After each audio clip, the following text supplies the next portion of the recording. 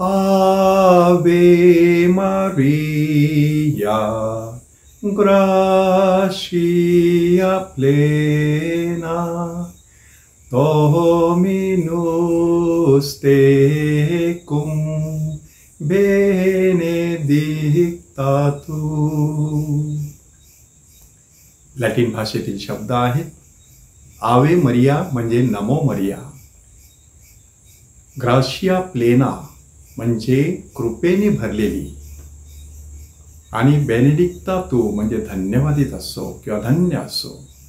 अशा प्रकारे पवित्र मरीची स्तुती करणारं हे गीत. आवे मरिया, आवे मरिया, आवे मरिया. आज आपल्या नोवेनाचा 6वा दिवस आणि आजचा विषय आहे अंधाराच्या युगात पवित्र मरिया प्रकाश होती, संकट काळी आधार देणारी आशा. प्रभू येशू ख्रिस्ताने तर म्हटलेलं आहे की तुम्ही जगाचा प्रकाश आहात. तुमचा प्रकाश लोकांसमोर अशा प्रकारे पडू द्या की तुमची सत्कर्मे पाहून लोकांनी तुमच्या स्वर्गातील पित्याचे गौरव करावे. ख्रिस्ताठाई माझ्या प्रिय बंधू भगिनीनो, मदर तेरेसाच्या जीवनातील घटना आपणाला कदाचित परिचित असेल. संध्याकाळी आपल्या कामावरून परतत असताना आजूबाजूच्या झोपड्यांमध्ये त्यांना दिवे दिसले. एका झोपडीचं दार उघडं होतं, परंतु तिथे अंधार होता. मदरनी मध्ये प्रवेश केला. खाली बिछाण्यावरती एक भिकारी झोपलेला दिसला. तो भिकारी हे त्यांनी कसं ओळखलं? खोलीमध्ये फक्त एक वाटी होती आणि एक काठी होती, आणि म्हणूनच त्यांनी आवाज दिला, बाळा. आणि त्या भिकाऱ्याने देखील आवाज दिला, कोण आहे? आणि मदरनी विचारलं, बाळा, तू इथे दिवा का लावला नाहीस? तुझ्याकडे दिवा आहे का? आणि भिकाऱ्याने सांगितलं, हो, माझ्याकडे दिवा आहे, परंतु मी कोणासाठी लावायचा? इथे मला बघायला कोण येतं? आणि मदरनी सहज एक प्रश्न विचारला, जर मी इथे आले तर तू हा दिवा लावशील का? आणि त्या अंधारात देखील त्या भिकाऱ्याचा चेहरा उजळलेलं मदर तेरेसांच्या लक्षात आलं. त्यांनी ती झोपडी शोधली आणि तिथे असलेला दिवा बाहेर काढला, साफसूफ घासून काढला, त्याच्यामध्ये तेल घातलं, दिवा प्रज्वलित केला. खोली प्रकाशाने उजळून निघाली. नुसती ती खोलीच उजळून निघाली नाही, त्या माणसाचा चेहरा देखील तेजस्वी दिसू लागला. थोड्याफार गप्पा गोष्टीनंतर मदर तेरेसा निघून गेल्या. दुसऱ्या दिवशी पुन्हा तिथे टपकल्या, पुन्हा एकदा दिवा लावला. असे बरेच दिवस सुरू होतं. एक दिवस मदर तेरेसांना काहीतरी काम निघालं आणि म्हणूनच मदरनी एका सिस्टरांना पाठवलं. त्या सिस्टरांनी त्या खोलीमध्ये प्रवेश केल्यानंतर त्याच्या लक्षात आलं दिवा जळत होता, परंतु भिकारी मात्र अत्यवस्थ अवस्थेमध्ये अखेरचे श्वास मोजत होता. त्या सिस्टर त्या भिकाऱ्याच्या जवळ गेल्या, त्याचं डोकं आपल्या मांडीवरती घेतलं आणि त्यांना विचारलं, तुम्हाला बरं वाटत नाही का? आणि त्या भिकाऱ्याने डोळे उघडले. अगदी बारकाईने त्या सिस्टरांकडे पाहिलं आणि विचारलं, ती पहिली सिस्टर कुठे गेली? तिने माझ्या हृदयात लावलेला दिवा अजूनही जळत आहे. शेवटचे शब्द. त्यानंतर त्या भिकाऱ्याची प्राणज्योत मालवली. परंतु हा प्रसंग मदर तेरेसांच्या सिस्टरांच्या काळजावरती कायमचा कोरला गेला. आत्तापर्यंत जणू काही हा प्रसंग त्यांना फार मोठा प्रकाश देत आहे. प्रकाश सुरक्षिततेचं प्रतीक, प्रकाश आनंदाचं प्रतीक, प्रकाश परस्पर संबंधाचं प्रतीक. आपल्या विजेकडे बघा, आपल्या घरातील लाईटीच्या उपकरणांकडे बघा. ती उपकरणं एकमेकांशी जोडलेली नसली तर त्यांच्यातून प्रकाश दिसू शकत नाही. आपल्या समोर दिसणारी ट्यूबलाईट ती मेन अशा मीटरला जोडलेली असते. त्या मीटरवरून जाणारी लाईट किंवा वायर आपल्या ट्रान्सफॉर्मरला जोडलेली असते. अशा प्रकारे प्रकाश हे परस्पर संबंधाचं देखील प्रतीक आहे. आजच्या पहिल्या वाचनामध्ये संत पॉल कलस्सीकरस लोकांना सांगत आहे की तुम्ही प्रकाशातील पवित्र जनांच्या वतनाचे वाटेकरी झालेले आहात. प्रकाशातील पवित्र जनांच्या वतनाचे वाटेकरी होणं म्हणजे नक्की काय करायचं? तर आपल्या आजूबाजूला असणारी श्रद्धाळू मंडळी त्यांच्या सहवासात राहायचं, त्यांच्याकडून श्रद्धेचा प्रकाश मिळवत राहायचं, तो प्रकाश पसरवित राहायचं.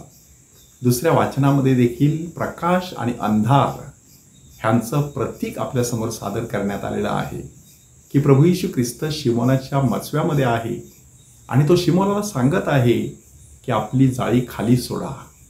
आणि शिमोनाने जे शब्द वापरले त्यामध्ये अंधार दडलेला आहे की प्रभूजी सारी रात्र कष्ट करूनही आम्हाला काहीच मिळालेलं नाही. ते रात्र कसलं प्रतीक आहे? अंधाराचं. कोणत्या प्रकारचा तो अंधार आहे? पापाचा अंधार. कारण त्या संपूर्ण प्रसंगाच्या शेवटी संत पीटर सांगणार आहे की प्रभूजी माझ्यापासून निघून जा, कारण मी पापी माणूस आहे. परंतु प्रभू येशू ख्रिस्ताने त्यांना सांगितलं, भिवू नका, अमुक ठिकाणी जाळं टाका. पेत्राला देखील सांगितलं, भिवू नकोस, ह्या पुढे तू माणसे धरणारा होशील असे मी करीन. आणि मग त्यांच्या जीवनामध्ये आलेला तो प्रकाश ते अडवू शकले नाहीत की सर्व काही बोटी वगैरे किनाऱ्याला लागल्यानंतर सर्व काही सोडून ते प्रभू येशू ख्रिस्ताच्या मागे आले. प्रकाश माणसाचं जीवन कशा प्रकारे उजळत असतो त्याचं प्रतीक म्हणजे पवित्र मरियेचं जीवन, की ही पवित्र मरिया जगाचा प्रकाश असलेल्या प्रभू येशू ख्रिस्ताला 9 महिने आपल्या उदरी सांभाळते. त्याच्या जन्माच्या वेळेला बेथलेमच्या माळ रानावरती स्वर्गीय प्रकाश पसरतो आणि पूर्वेला चांदणी उगवते, तारा उगवतो. त्या प्रकाशाच्या शोधामध्ये 3 राजे प्रभू येशू ख्रिस्ताच्या भेटीसाठी येऊन पोहोचतात. येशूच्या जन्माच्या वेळेला आपण जे वाचन ऐकत असतो ते यशायाच्या पुस्तकातील अध्याय 9 मधून घेतलेलं असतं. काय आपण ऐकत असतो? अंधारात बसलेल्या लोकांनी मोठा प्रकाश पाहिलेला आहे आणि मृत्यूछायेच्या मध्ये बसलेल्या लोकांवरती नवज्योती उगवलेली आहे. म्हणजे ह्या संपूर्ण जगात पापांचा अंधकार जेव्हा प्रसरलेला होता त्यावेळेला जगाचा प्रकाश असलेला प्रभू येशू ख्रिस्त ह्या पृथ्वी तलावरती अवतरलेला. पवित्र मरिया संकटकाळी आधार देणारी आशा माणसाच्या हृदयात प्रज्वलित करत असते. कमीत कमी 3 प्रसंग आपल्याला देण्यात आलेले आहेत. काना येथे घरधनाच्या जीवनामध्ये एक अंधार पसरलेला, द्राक्षरस संपलेला, अब्रू जाण्याची वेळ आली. अशा वेळेला माऊली त्याच्या जीवनामध्ये प्रकाश म्हणून अवतरते आणि त्याचं अवघड जीवन उजळून काढते. दुःख सहनाच्या वेळेला सूर्याने देखील आपलं तोंड काळं केलेलं, परंतु त्या कालवारीच्या टेकडीवरती 2 ज्योती तेवत होत्या. श्रद्धेची ज्योत तेवत होती पवित्र मरियेच्या हृदयात आणि प्रेमाची ज्योत तेवत होती संत योहानाच्या हृदयात. म्हणजे दुःखामध्ये देखील पवित्र मरिया अशा प्रकारे प्रकाश देत होती. पवित्र आत्मा जेव्हा त्यांच्यावरती उतरला त्याही वेळेला तो प्रकाश अग्निजिभांच्या रूपाने सर्वांच्या जीवनामध्ये पसरला. पवित्र मरिया सूर्य तेज पांघरलेली होती. तिच्या डोक्यावरती ताऱ्यांचा मुकुट, पायांखाली चंद्र, म्हणजे प्रकाशाची सगळी साधनं जणू काही तिच्या सेवेशी तत्पर होती असं आपल्याला प्रकटीकरणाच्या पुस्तकात अध्याय 12 मध्ये सांगण्यात आलेलं आहे. ख्रिस्त सभेने पवित्र मरियेला सकाळचं नक्षत्र म्हटलेलं आहे. सकाळचं नक्षत्र कशासाठी? कारण हे नक्षत्र लवकरच सूर्य उगवणार आहे ह्याची आपल्याला पूर्वसूचना देत असतं. त्याप्रमाणे पवित्र मरियेचा जन्म ही आपल्या तारणाची मंगल पहाट होती. त्यानंतर नीतिमत्तेचा सूर्य प्रभू येशू ख्रिस्त ह्या पृथ्वी तलावरती अवतरलेला आहे. मदर तेरेसांचं एक सुंदर वाक्य आहे, the words which do not give light give lot of darkness. की ज्या शब्दांमधून प्रकाश दिला जात नाही त्या शब्दांमधून अंधकार पसरण्याची शक्यता असते. म्हणून आपले शब्द, आपले विचार प्रकाश पसरविणारे असतात की अंधकार पसरविणारे असतात, आपण तपासून पाहणं गरजेचं आहे. चंद्रशेखर धर्माधिकारी ह्यांना कोणीतरी एक प्रश्न त्यांनी सांगितलं की विनोबा भावे यांना कोणीतरी एक प्रश्न विचारला की तुम्हाला कोणती रात्र आवडते, अमावस्येची की पौर्णिमेची? सर्वसाधारण व्यक्तीला पौर्णिमेची रात्र आवडत असते, परंतु विनोबाने उत्तर दिलं, मला अमावस्येची रात्र आवडते, कारण पौर्णिमेच्या रात्री फक्त चंद्र एकटा झळकत असतो. अमावस्येच्या रात्री असंख्य तारकांना प्रकाश देण्याची संधी लाभत असते. इतरांना देखील प्रकाशण्यासाठी आपण संधी देण्यासाठी अधूनमधून पडद्याआड राहणं गरजेचं आहे. पवित्र मरिया देखील अशाच प्रकारे पडद्याआड राहिली आणि प्रेषितांची राणी बनली.